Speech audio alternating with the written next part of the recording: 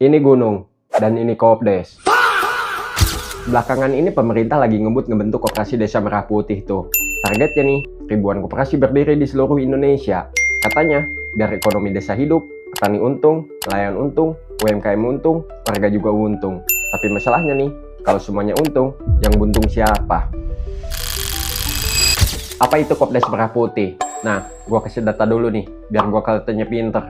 Jadi program Koperasi Desa Merah Putih atau Kelurahan Merah Putih merupakan program nasional yang didorong pemerintah tuh untuk memperkuat ekonomi desa melalui koperasi. Targetnya nih adalah membentuk sekitar 80.000 koperasi di seluruh Indonesia.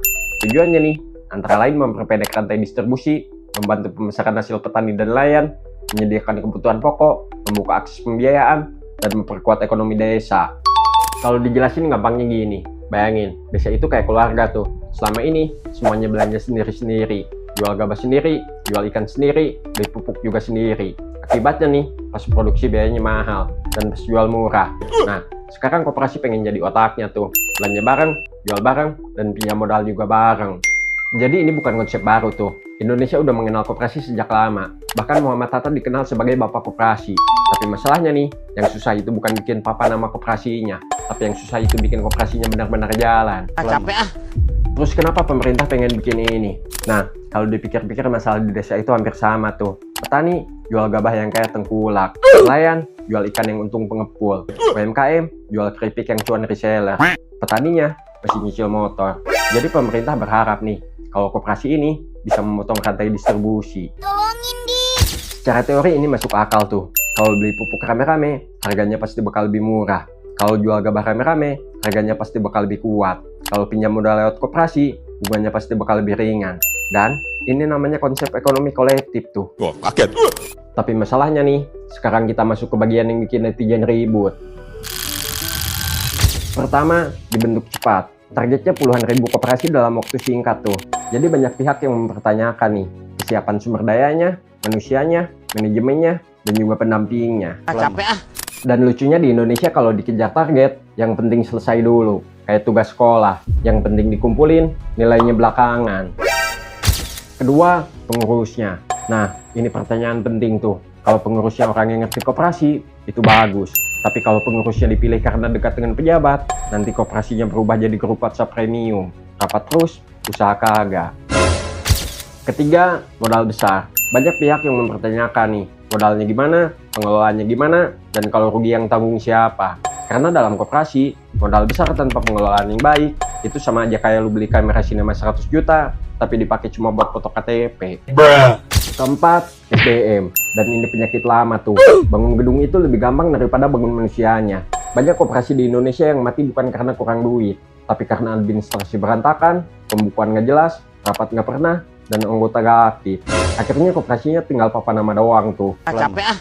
Beberapa pengamat dan juga ekonom menyampaikan nih, jangan cuma mengejar jumlah koperasi yang terbentuk tuh, tapi pendampingan harus berkelanjutan, tata kelola harus transparan, dan pengawasan harus ketat, supaya nggak terjadi penyalahgunaan tuh.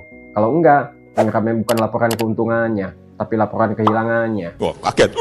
Kelima, pelatihan militer. Emang perlu. Nah, ini jadi salah satu hal yang ramai dibicarain tuh. Karena adanya pelatihan dengan nuansa disiplin sebagai pengurus koperasi. Dan disinilah netizen mulai bingung tuh. Ini mau jual beras atau mau rebut benteng. Disiplin, datang tepat waktu, jujur, kompak, itu semua bagus. Tapi keberhasilan koperasi lebih banyak ditentukan oleh kemampuan mengelola usaha, membaca pasar, membuat pembukuan yang rapi, dan membangun kepercayaan anggota.